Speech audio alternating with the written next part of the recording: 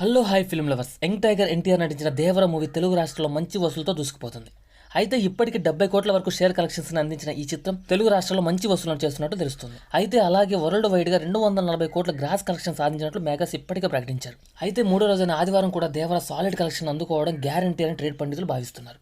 మూవీకి కాస్త mixed talk వచ్చినప్పటికీ ప్రేక్షక ఆదరణ అయితే బాగుందని మేకర్స్ చెప్తున్నారు. ఇక వీకెండ్ తర్వాత మూవీ ఏ మేరకు ప్రేక్షకులను హోల్డ్ చేసి థియేటర్స్కి రప్పించగలుగుతుందనే దానిపై ఈ మూవీ సక్సెస్ రేట్ ఆధారపడి ఉంటుంది. ఫ్యాన్స్ అయితే ఈ సినిమాపై చాలా నమ్మకంగా ఉన్నారు. దేవర మూవీ థియేటర్కల్ రైట్స్ నైజాంలో 45 కోట్లకు, ఏపీలో 55 కోట్లకు, సిక్కెట్ 24 కోట్లకు అమ్మేశారు. సినిమాకి వస్తున్న మిశ్రమ స్పందనకి కలెక్షన్ అందుకోవడం కష్టమనే మాట వినిపించింది.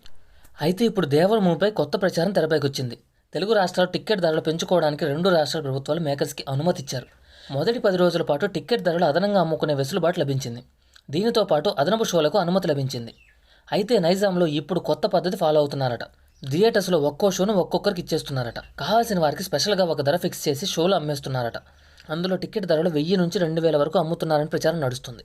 హీరోలు, డైరెక్టర్స్, బయర్స్తో ఉన్న ఆబ్లిగేషన్ను దృష్టిలో ఉంచుకొని చాలా మంది నిర్మాతలు ఒక్కో షోను లక్షల ఖర్చు చేసి తీసుకుంటున్నారంట. అయితే టికెట్ ధరలు కూడా విపరీతంగా పెంచేసి అమ్మేస్తున్నారట. ఈ కారణంగా దేవర మూవీకి తెలుగు రాష్ట్రం 2 రోజుల్లోనే భారీ షేర్ వచ్చిందని అంటున్నారు.